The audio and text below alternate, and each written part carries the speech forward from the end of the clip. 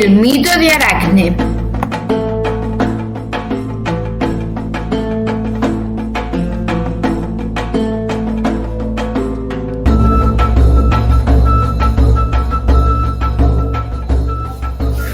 Somos los dioses del Olimpio, y ahora os contaremos un mito que pasó hace mucho tiempo. Había un país llamado Lidia. Era famoso por la púrpura, un extraño molusco que se criaba en sus playas. Eran conchas retorcidas de color gris poco atractivas. En sus entrañas había un tinte carmesí muy intenso. La gente pagaba grandes cantidades de oro para que les tiñeran una túnica. Entonces apareció Aracne, la hija de Itmón. Aracne era la mejor tejedora del mundo según ella. La verdad es que la mejor tejedora de Lidia lo era, pero ella también decía que era más buena tejedora que Atena, mi hija, la diosa de la sabiduría, la guerra, las artes, y eso significaba la costura. Pues claro, Aracne ni de lejos era más buena que yo. ¿Cómo se atrevió a desafiarme? A mí no me pareció bien. No, nada bien. El mismo día que Aracne había dicho que era más buena que yo, apareció una vieja anciana en el taller donde tejían y le preguntó a Aracne si ella era la más buena de todo Lidia. Y Aracne, muy convencida, le dijo que sí, que era la más buena de todo Lidia y de todo el mundo. Y no solo eso, sino que también era más buena que yo, Atenea. Entonces la vieja le preguntó a Aracne que si de verdad decía que era más buena que Atenea, y Aracne le dijo que sí.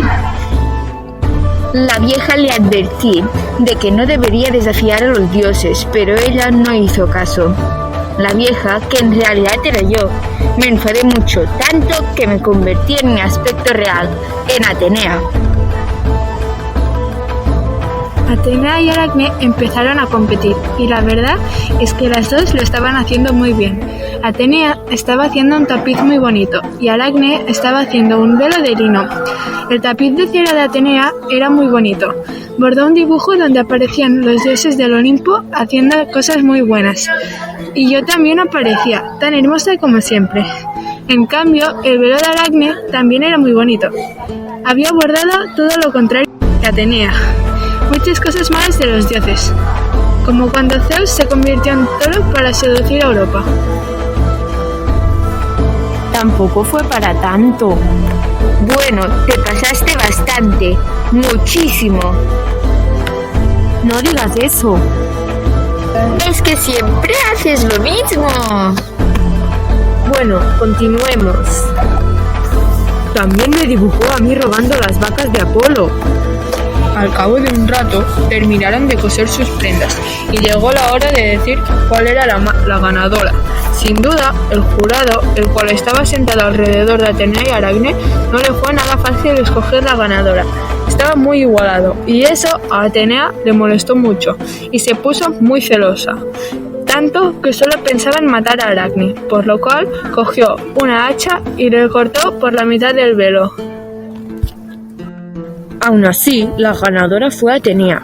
Aunque estaba muy igualado el resultado y costó mucho decidir, Aracne se puso triste porque decía que no tendría que haber desafiado a una diosa.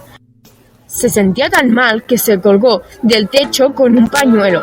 Pensaba que desafiar a una diosa había estado mal, que no lo tendría que haber hecho y que se tenía que matar. Pero yo, Atenea, la hija de Zeus y Metis, fui muy buena y le dije que lo había hecho muy mal de desafiarme y se la había que castigar, pero no tanto, tampoco se merecía la muerte.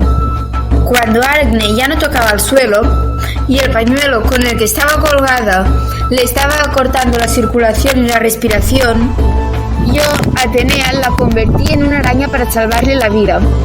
Y el pañuelo del que Aracne estaba colgada se convirtió en hilo de seda, y Aracne, que era una araña, se salvó y estuvo en su taller durante el resto de su vida.